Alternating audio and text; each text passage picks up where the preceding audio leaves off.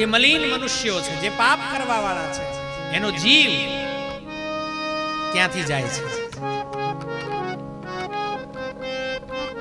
ત્રીજો સમાન.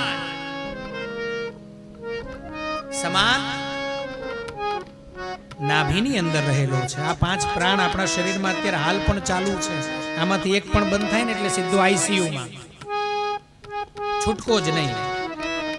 અને એમાં જે પહેલો કીધો છે એ બંધ થાય એટલે ઉપર સીધા.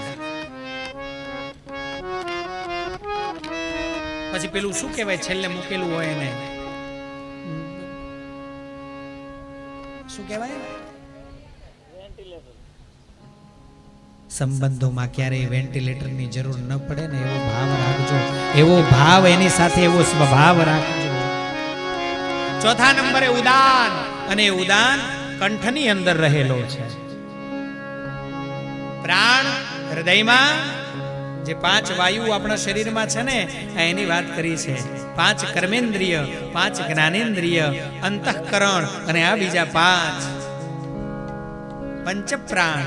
એમાં પ્રાણ હૃદયમાં રહ્યો છે.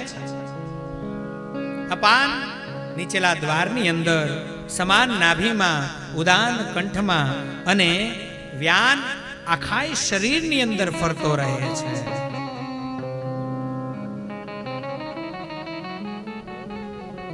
કરોતિ વિવિધમ વિશ્વમ નાના ભોગાશ્ચર્ય પુનઃ મચ્છક્તિ પ્રેરિતો નિત્યમ મયી રાજન પ્રકલ્પિતઃ.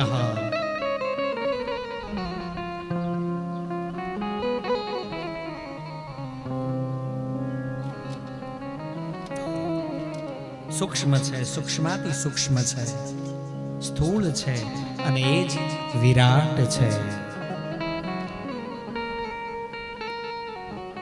5 જ્ઞાનેન્દ્રિયો, 5 કર્મેન્દ્રિયો, પંચ પ્રાણ, બુદ્ધિ, મન, એમ કરી અને આ 17 તત્વો વાળું ભેગા થઈ અને સૂક્ષ્મ શરીર થાય છે. હવે આ બધાને જો સરળ ભાષામાં તમને કહી દઉં તો 2 શરીર એવા છે જે સ્થૂળ અને સૂક્ષ્મ. હું તમે જે દેખાઈ રહ્યા છીએ ને, આ સ્થૂળ શરીર છે. જાડું, પાતળું, મોટું, આઘું, પાછું, લાંબુ, ટૂંકું, ઊંચું, નીચું, આ બધું આને સ્થૂળ શરીર કહેવાય. કોઈનું એક સરખું હોય નહીં. તો સૂક્ષ્મ શરીર કોને કહેવાય? સાંભળજો, બહુ જ સરળ, એક જ લીટીમાં કહી દઉં. જે દેખાઈ રહ્યું છે તમને મને, આ આંખ, આ કાન, આ નાક, આ જીભ, આ બધું સ્થૂળ છે. અને આની અંદર જ સૂક્ષ્મ રહેલું છે. ક્યાં, કેવી રીતે? જે મેં 17 તત્વો બતાવ્યા એ મળી અને આ શરીર, પણ એ શરીર કેવું સૂક્ષ્મ બને છે.